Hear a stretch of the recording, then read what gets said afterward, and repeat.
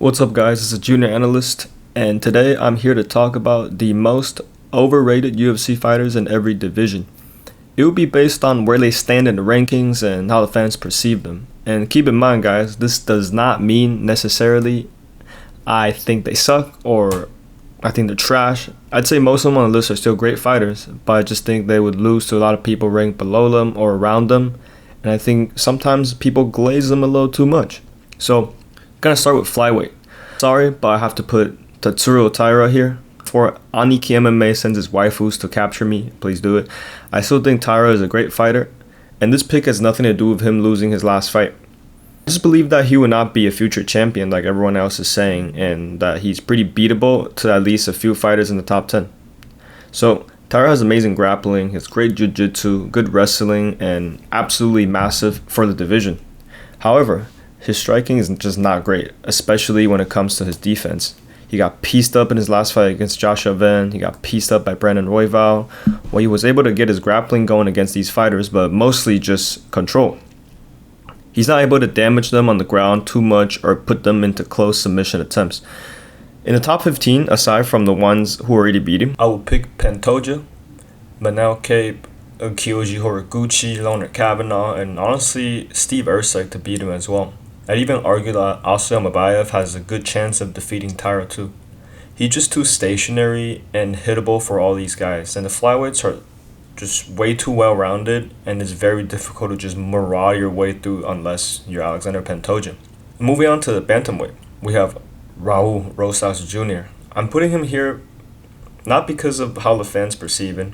Honestly, I just feel like most fans think he's a UFC plan and does not deserve to be in the spot where he is anyways.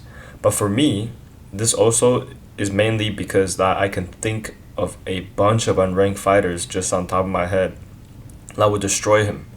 Like Bryce Mitchell, who fought last weekend, like Ethan Ewing, who just beat two undefeated fighters back-to-back, Alexandre Tuporia, Charles Jourdain, Davy Grant, Adrian Yanez, and honestly, I could even see Cody Garbrandt beat him. And literally, that was just from the top of my head without looking at the UFC roster, which I'm sure you guys could probably think of even more fighters outside the top 15 that would be Raul Rosas Jr., let alone the guys ranked above him. Moving on to featherweight, I have Lerone Murphy here. Lerone Murphy is currently ranked number 3 in the featherweight division, and most recently come off a close decision loss against Mafsar Evela, which isn't a bad loss by any means whatsoever. But I also wanted to look at what he did to be ranked this high at featherweight. His most impressive victory was against Aaron Pico, who is very good but unranked coming from outside the UFC when they first fought. Other than that, he went to a decision with Josh Emmett, a very close decision with Dan Ige, and an ode Edson Barboza dished out a lot of damage against him. I think the top 15, I picked Diego Lopez to beat him, I picked Aljo to beat him, maybe Arnold Allen, Gene Silva will beat him as well, and Yusuf Zalal. Steve Garcia, Kevin Vallejos, and honestly even Yair Rodriguez could beat Lerone Murphy. Overall, I just don't think he should be ranked number 3 with the wins he had. Now moving on to lightweight, Benoit Saint-Denis. So BSD is on a 4-fight winning streak, beating Dan Hooker, Beneil Dariush, Mauricio Hufi, and Kyle Prepelec. While the victory against Mauricio Hufi is definitely very impressive, but I feel like the other wins aren't so great. Dan Hooker was hurting him to the body with teeps during their fight, and he only got finished because he somehow decided that shooting a takedown and putting himself under BSD's mount was a 10,000 IQ play. I'm still pretty mad about it. And the Beneil Dariush win only happened because Beneil literally has negative chin, dude. It's not like BSD ever had one-punch knockout power anyways.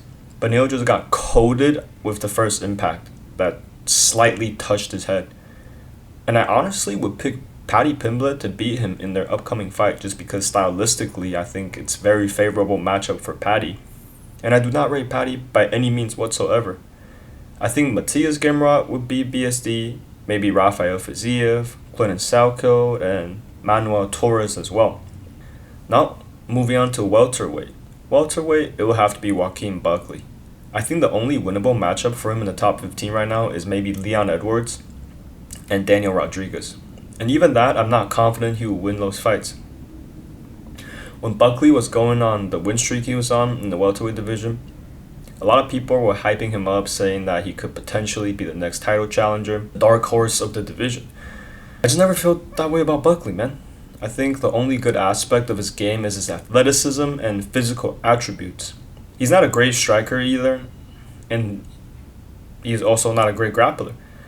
I see fans praising him for his boxing skills and comparing his style to Mike Tyson. I just want to say, man, that's ridiculous. Just because you bob and weave and try to move like a peekaboo style doesn't mean you're good at it, man. He isn't accurate with his punches. He doesn't have great technique. He often just loads up and wings them those big meaty hooks, and he doesn't have the best fight IQ either.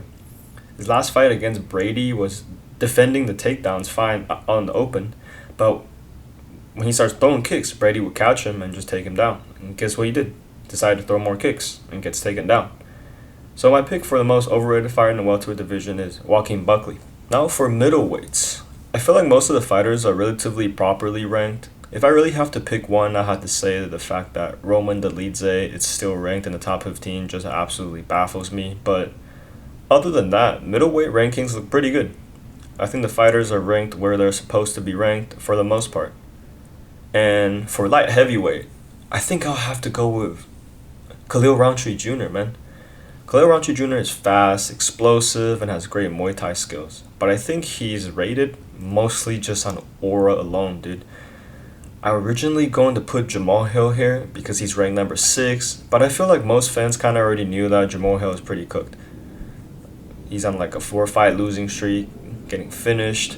But Khalil Rountree looks very menacing when he fights, but I don't think he's as dangerous as people make him out to be. Especially now after taking all that damage from Pereira and Yuri, I find it hard seeing him winning his next fight unless it's against someone like Nikita Krylov. And lastly, we have heavyweights.